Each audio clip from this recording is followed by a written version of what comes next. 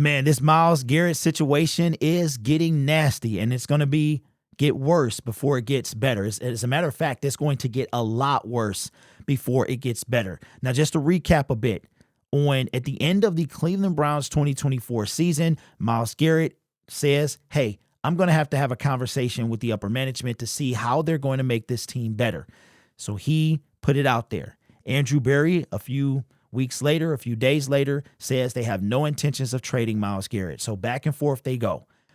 After or before the Super Bowl, we're talking about literally Radio Row Week, February 2nd. So it's been just over a month. Myles publicly comes out with a formal letter and everything saying, hey, Cleveland, I love you. I am asking for a trade request. This is my trade request. Andrew Berry comes out and says it ain't happening.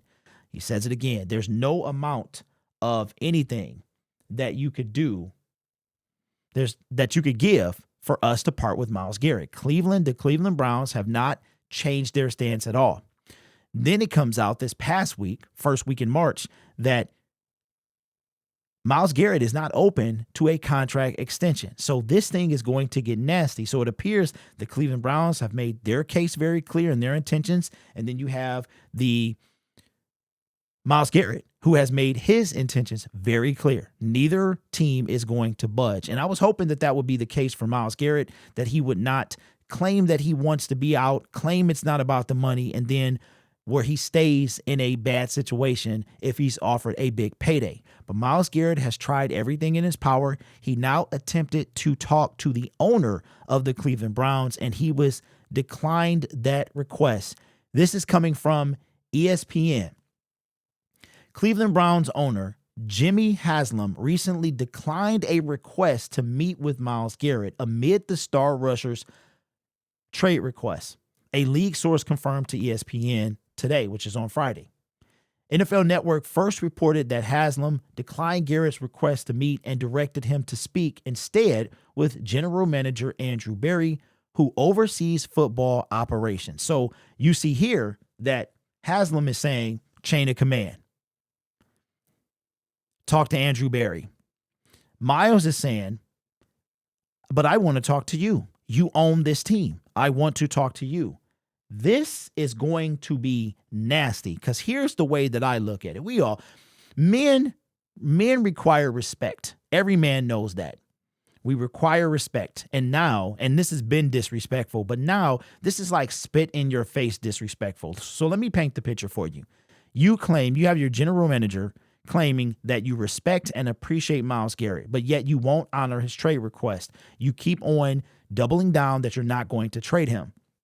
Then, as the owner of the franchise that this man plays for, so the owner is the top of the food chain. The only one above the owner is Roger Goodell. So you've got the top of the food chain, but he only steps in when he absolutely has to.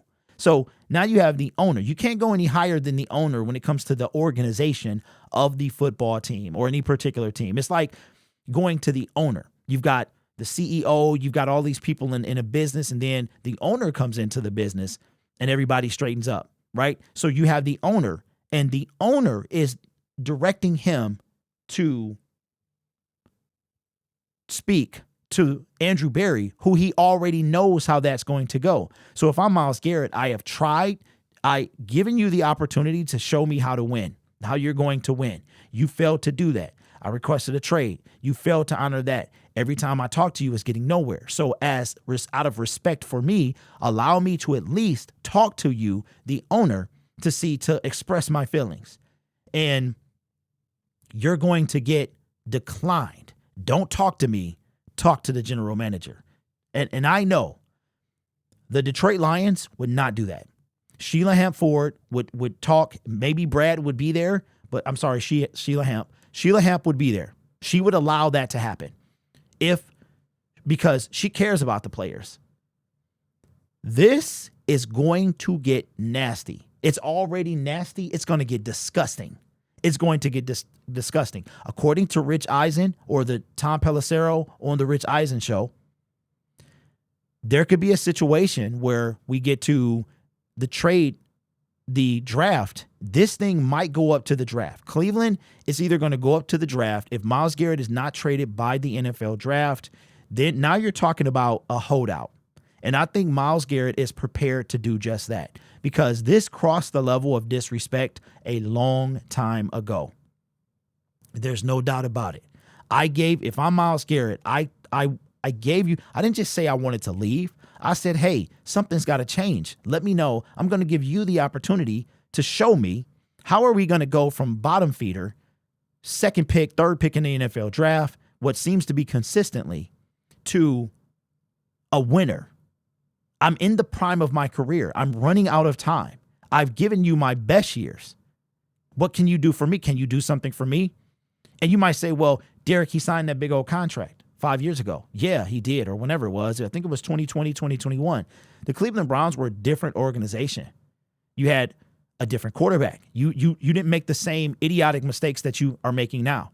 And in a way, I feel like this is going to decrease Myles Garrett trade capital because you're talking about pass rushers that are opening up on the market. Now, Max Crosby's already locked up, but you've got Trey Hendrickson who wants to move. Ironically, they're from the same division. You have Harold Landry, who was just released. You've got Joey Bosa, who was released. You're going to have Josh Sweat and free agents that can be signed. And I think the longer that the Cleveland Browns play this game, the more likely they have lost Myles Garrett forever. He is not going to play. I would be so disappointed if he plays. I really would, because at some point you got to take a stand. So I think there's no coming back from this for the Cleveland Browns and Myles Garrett. Myles Garrett does not need money. He does not. It's not about the money. Well, everyone needs money, but you get what I'm saying. This is about respect. This is about, and it's funny because we acquired the Detroit Lions acquired Zadarius Smith. The Cleveland Browns did right by him. It literally was chronicled the whole time. They did right by him. They sent him to a contender. Myles Garrett, they're like, nope, not gonna happen. This is insane to me. It's going to get, it's already nasty. It's going to get disgusting very soon. So let me know your thoughts, man. I'm going to side with the player. I really am. I really am. You drafted Myles Garrett because you sucked. And I said that before. You sucked. You were the first overall pick. There was no team worse than you in the National Football League. That's what got you him in the first place. And since then, you've only been marginally better. Marginally better. If you really cared about the players, you would do right by them. So the bridges are burnt. I mean, fried to a crisp. There's no coming back from this. And today, the owner declining to meet with Myles Garrett, there's no coming back, in my opinion, from this. Being a man myself, being a man who stand on business, there's no coming back from this. But let me know your thoughts down in the comments below. What do you think? How do you think the Myles Garrett saga ends? I think it ends with a trade. Out of nowhere, you're going to get a blockbuster trade. I do believe that Myles is ready to hold out. At some point you gotta be a man. That's it. And I think Myles Garrett is ready to be a man. Let me know what you think down in the comments below.